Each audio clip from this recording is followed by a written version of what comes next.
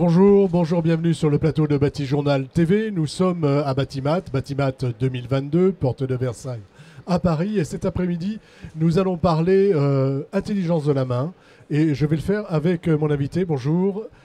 Bonjour. Vous êtes Jérôme Caraz et vous êtes le responsable de l'Institut de la charpente et de la construction bois chez les Compagnons du Devoir. Alors, je ne vous demande pas de présenter les Compagnons du Devoir, mais je vous demande de nous présenter l'Institut de la charpente et de la construction bois. Eh bien, bonjour déjà. Effectivement, l'Institut de la charpente et de la construction bois, comme tous les instituts de métier au sein des Compagnons du Devoir, nous travaillons sur 4 axes. Donc nous avons l'aspect formation, bien entendu, puisque les Compagnons du Devoir aujourd'hui c'est un organisme de formation. Nous travaillons également sur l'axe rencontre, qui me permet aujourd'hui d'être avec vous, l'axe mémoire et l'axe recherche. Donc le tout englobé au travers de ce que l'on appelle le devenir du métier ou le devenir des métiers, qui nous permet de toujours être en veille constante sur les évolutions, sur tous ces aspects au travers de ces axes de travaux et à travers ça d'arriver à trouver les orientations que peuvent prendre les métiers dans l'avenir, à 5, 10, 15 ans. C'est de la prospective en quelque sorte. C'est une forme de prospective, c'est ça? Tout à fait. Ben, c'est ce qu'on va essayer de faire ensemble. Mais avant de faire de la prospective, je voudrais vous demander, l'intelligence de la main, qu'est-ce que ça évoque pour vous? Vous êtes compagnon, j'imagine? Oui, bien sûr. Alors c'est quoi la compagnon charpentier? L'intelligence de la main, c'est le savoir-faire, c'est le toucher, c'est la technique, c'est la répétition d'un geste fait à travers les années des centaines ou des milliers de fois, où ça devient un automatisme. Et je dirais même, au-delà de ça, la main, sans le cerveau, elle ne sait rien faire, et vice-versa. Voilà, donc en fait, il y a un couple hein, qui est main-cerveau, et donc l'intelligence et la main. Et ça, c'est le geste que vous apprenez, que vous faites apprendre aux jeunes compagnons aujourd'hui. Tout à fait. Ce geste, il vient de loin. Il y a des gestes ancestraux, des techniques anciennes qu'on apprend toujours, qu'on transmet toujours. Il y a aussi des techniques nouvelles, il y a des compétences nouvelles qui apparaissent, avec notamment la digitalisation, avec les centres d'usinage, les machines-outils. Toutes ces compétences-là sont plus ou moins nouvelles, certaines très récentes, d'autres un peu moins, mais ça amène une certaine intelligence de la main aussi. Il faut bien entendu s'adapter en permanence aux évolutions. Ça veut dire que la main et l'intelligence s'adaptent aux nouveaux outils. Comment ça se traduit, par exemple, avec les étudiants? Alors, je dirais en termes de formation, dans un centre de formation ou purement de la transmission, nous, sur le Tour de France, ça passe toujours à travers un savoir-faire pratique à l'atelier où on va expliquer comment faire le geste. Mais après, au-delà de l'explication, c'est à travers la faisabilité du geste, enfin le faire du geste, c'est la sensibilité de chacun à trouver sa technique qui lui convient le mieux et de se parfaire pour arriver à avoir ce toucher qui fait que bien on est toujours en recherche d'excellence. Voilà, donc, mais ce qui est important, c'est le toucher, c'est son geste, et c'est ce geste qu'on va répéter et qui sera presque normalement pour atteindre une forme de perfection. Oui, un automatisme qui tend à chercher la perfection. Après, je dirais, est-ce que la perfection, elle est de ce monde? C'est autre chose. C'est encore un autre débat, mais oui, c'est ce qu'on tend à faire. Aujourd'hui, donc quand on parle d'intelligence de la main, on pense tout de suite au métier du patrimoine. Hein. Mais vous ne travaillez pas que sur les métiers du patrimoine. Quand on parle de construction bois, on est presque assez loin du patrimoine. Comment se traduit cette évolution? Je parle de construction bois d'aujourd'hui, évidemment, hein, d'ossature et puis d'utilisation de nouveaux matériaux. Comment ça se traduit concrètement?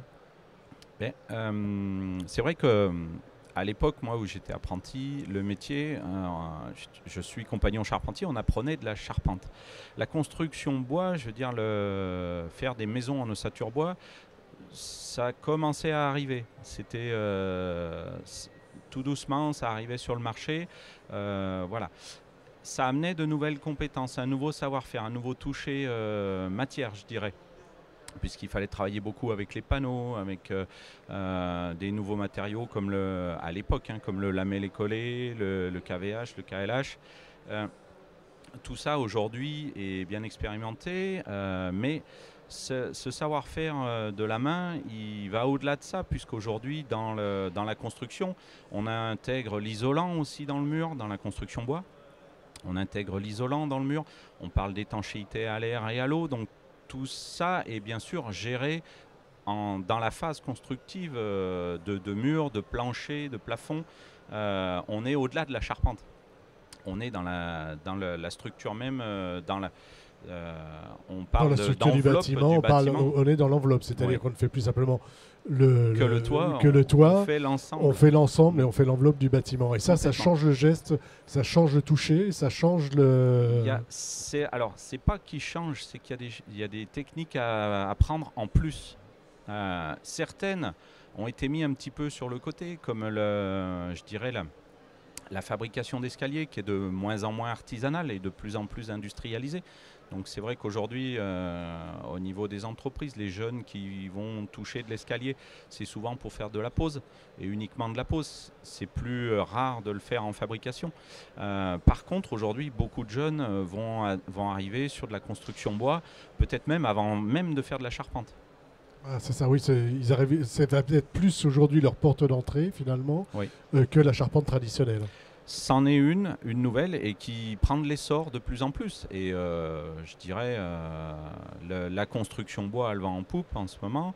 Et d'autant plus qu'il y a des marges d'évolution assez importantes de ce côté-là. Donc une intelligence de la main qui se transforme. C'est même, je dirais pas qu'il se transforme, elle évolue. Elle évolue. Un exemple sur la charpente, on a vu le mur à ossature bois, tout ça, mais sur vraiment le geste du charpentier, de la charpente traditionnelle aussi a évolué. Est-ce qu'il y a des exemples de gestes aujourd'hui qui ne sont pas ceux qu'on faisait peut-être il y a 10, 20, 30, 40 ans? En charpente traditionnelle, je pense pas qu'il y ait de changements radicaux. C'est toujours gradué, mais on apprend le geste traditionnel à la base du métier. Alors quelquefois on le voit rapidement, mais c'est toujours le point de départ. Il faut savoir où on va, il faut savoir d'où on vient. Et cette évolution, elle suit le cheminement de la formation, en tout cas au moins au sein des compagnons du devoir. Voilà, c'est quelque chose de continu en fait, qui se transmet d'homme à homme et de femme à femme maintenant, ou inversement. Tout à fait. Sur ces métiers du bâtiment. On a eu une petite émission tout à l'heure là sur les métiers un peu en tension. Est-ce que c'est une porte d'entrée pour aller dans le bâtiment, pour aller travailler sur ces métiers, de se dire finalement je vais marier la main et mon cerveau? Est-ce que c'est chez les jeunes que vous côtoyez aujourd'hui, pour eux c'est ce geste, cette intelligence de la main est une porte d'entrée pour le métier? Oui et non. Pour nous, ça coule de source. Mais de plus en plus, dans toutes les actions pédagogiques qu'on peut mettre en place avec d'autres grandes écoles, comme pour ne citer que l'ENSTIB avec les défis du bois, c'est pour apprendre aux jeunes compagnons et aux étudiants architectes, aux étudiants ingénieurs à travailler ensemble. Et qu'ils comprennent que la main, c'est la finalité d'un projet, la mise en œuvre. Mais l'intelligence, elle est aussi de comprendre que certaines mises en œuvre peuvent être impossibles ou très compliquées à faire, et donc adapter en amont sa conception ou le volume du bâtiment créé à ça. Et souvent, même à l'époque où je travaillais en bureau d'études, des architectes, une fois qu'ils avaient créé un volume, un bâtiment, enfin une idée de bâtiment, nous demandaient sur de la construction bois une étude de faisabilité. Savoir si leur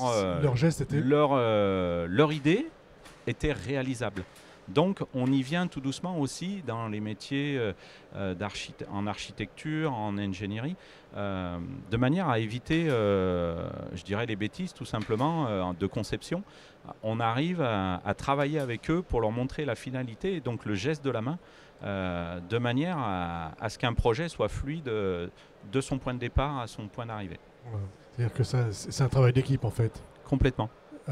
Les architectes, vous les emmenez un peu de temps en temps travailler la matière? Ça arrive sur des échanges. Je sais que ça se fait avec une école d'architecture sur Marseille. On le fait tous les ans. Ils viennent, des jeunes étudiants architectes viennent au sein de la Maison des Compagnons du Devoir à Marseille et apprennent à monter un mur, à faire une charpente, à faire de la couverture, à travailler le bois en menuiserie. Voilà. Et ils viennent pendant une semaine ou deux s'initier à tous ces gestes de manière à appréhender la matière aussi. Puisque c'est par le toucher qu'on a cette sensibilité avec la matière. Voilà, c'est vraiment important, hein. C'est le toucher, ouais. Et puis évidemment ensuite l'intelligence et la manière d'organiser tout ça. Tout à fait. J'ai résumé un peu... Après, sur un aspect plus pédagogique, le toucher, on peut l'avoir à travers aujourd'hui tout ce qui peut être réalité virtuelle. Mais ça reste une appréhension du geste.